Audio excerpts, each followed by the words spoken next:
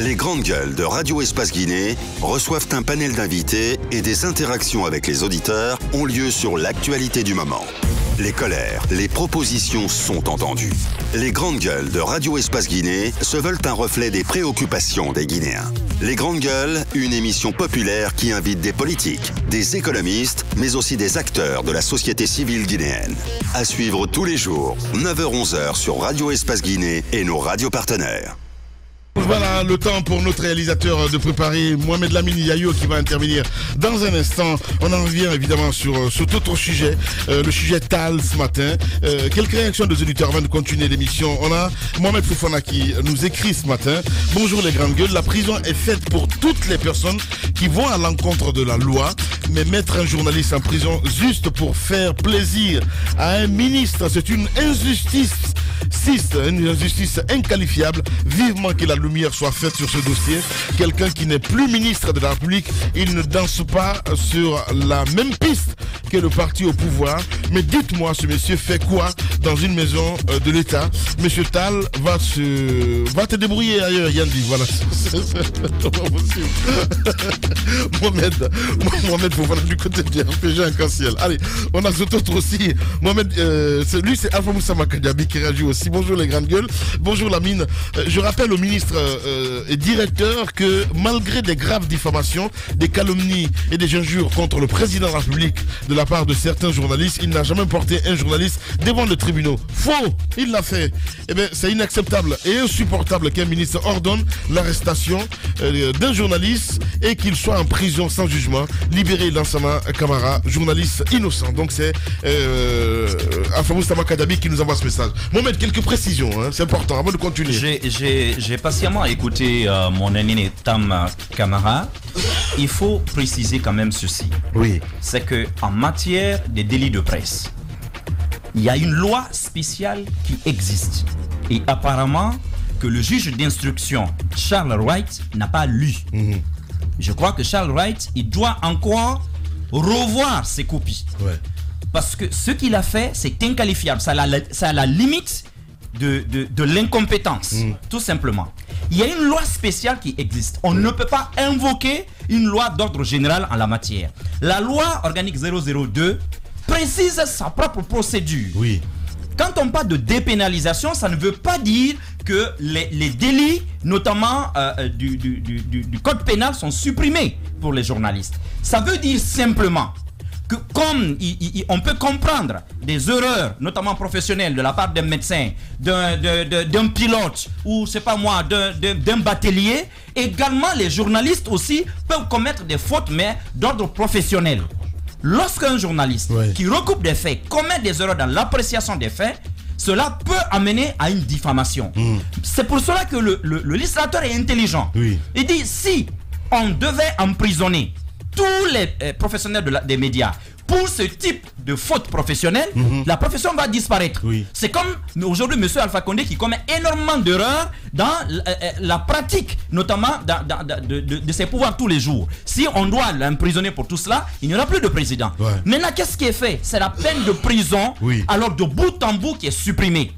Sauf bien sûr quelques rares cas d'exception. Par exemple, quelqu'un qui refuserait de répondre notamment à des convocations plusieurs fois, on pourrait notamment le mettre on pourrait le priver de liberté juste pour le besoin. Mais ici, la procédure c'est quoi? Et ça je veux le rappeler à monsieur le juge d'instruction. Le procureur a fait son travail. Hier, il a été saisi par la défense du journaliste pour l'ouverture d'une information judiciaire. L'ouverture de l'information judiciaire est une obligation quand on parle des délits de presse. Le procureur lui-même, son parquet peut se charger de ce dossier. Tout comme il peut instruire un juge d'instruction de s'occuper du dossier. Ce qu'il a fait, le jeune magistrat a pris le dossier en charge. Il a écouté le monsieur. Ce qu'il devait faire, c'était après de le laisser partir et puis de faire ce qu'on appelle un réquisitoire introductif d'instance, dans lequel il va préciser tous les griefs qui sont reprochés aux journalistes. Et puis le traduire tout simplement devant le juge. C'est pas ce qu'il fait. Par zèle, par excès de zèle, on prend le monsieur, on le met quelque part, au frais. Ce qu'il est en train de faire, il est en train d'exposer notre pays à la risée des autres pays. Parce qu'ailleurs, il y a des facultés de droit. Et on a aussi une cour de la CEDEAO qui veille. Parce que ce qui est en train d'être fait en ce moment, c'est une violation de ce qu'on appelle des droits humains. Ouais. Il viole une loi organique, une loi de la République. Et il faut que les juges, il faut que les magistrats, il faut que les différents parquets comprennent qu'il y a ce qu'on appelle en droit l'effet cliquet. Des avantages déjà accordés, on ne revient pas là-dessus.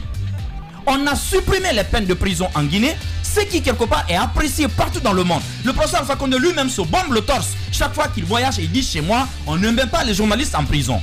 Et là, et vous invoquiez tout à l'heure le ministre de la Justice, je suis désolé. C'est celui-là qui a fait arrêter monsieur Diallo, comment il s'appelle, Saliou récemment, qui a passé plusieurs semaines en prison. Quand un ministre, par ailleurs, ancien bâtonnier, notamment de Montpellier, qui vient arrêter un journaliste en violation d'une loi organique dans le pays, je suis désolé. Le cas d'Abakar Diallo, par exemple. C'est lui qui est derrière le dossier, on ne le dit pas. On ne le dit pas. Le ministre Mami Diaby a été débouté au civil. Il va au pénal quand même. Mais quand on vous raconte les contours rocambolesques de cette histoire, mais c'est à la limite, mais c'est ahurissant, c'est même ridicule. Je comprends pas la haine, honnêtement. Non. Et la HAC pendant ce temps est à l'hôtel Kaloum en train de faire un atelier. Ils vont prendre des croissants toute la journée. Non mais c'est vrai, ils vont prendre des croissants toute la journée. Pendant ce temps, ce monsieur est l'un des plus sérieux de cette profession. Je ne le connais pas sur le plan personnel, mais sur le plan professionnel, c'est l'un des plus sérieux de notre profession. Merci beaucoup Mohamed, allez-y Tamba. Voilà. Moi j'ai quand même pris le temps. J'ai quand même pris le temps de lire un peu l'article de Lansana Camara. Bon, sans pour autant revenir sur tout ce qu'il a dit, mais il évoque quand même un fait de corruption. Je crois que, et dans son article, il est allé loin, il dit vous pouvez vérifier. Je crois, vérifions. Vérifions, la procédure peut continuer, mais en même temps, il faut qu'on vérifie. Et l'autre chose, c'est de dire aux associations de presse, il faut quand même faire quelque chose d'urgence pour que Lansana Camara recouvre sa liberté. Maintenant, d'autres actions suivront. Je pense qu'ils ont le droit d'être acharnés contre les journalistes, de tirer les ficelles dans l'ombre, mais ils ont l'obligation de le faire en respectant la loi. Ils ne peuvent pas, je sais que beaucoup ont le cœur déchiré lorsqu'ils se sont rendus compte que les délits de presse ont été dépénalisés dans notre pays. Beaucoup ont le cœur déchiré. On voudrait même passer par des astuces pour contourner tout cela afin de remettre en cause cet acquis. Mais je pense qu'il va falloir que nos droits, nous les défendions tous les jours. Ce n'est pas un acquis définitif, c'est une conquête permanente. C'est clair. Il faut que les journalistes le comprennent. Et cette nuit, à mon avis, ce journaliste ne doit pas la passer dans les géoles du désespoir. Voilà. Merci beaucoup. Merci à vous tous, mesdames et messieurs. On a terminé ce matin. Grand merci à Prince Diallo qui a réalisé cette émission. Ibrahim Assouri 5 Souma était là. Merci à Awal. Mamoudou Condé du côté de la télé. Prenez soin de vous dans un instant sur Radio Espace. C'est Arnaud Bécher qui vous retrouvez du côté de Paris pour Zik, l'Espace et la matinée. Et sur Espace TV, votre Moussa Moïse là pour votre JT. À demain. Au revoir.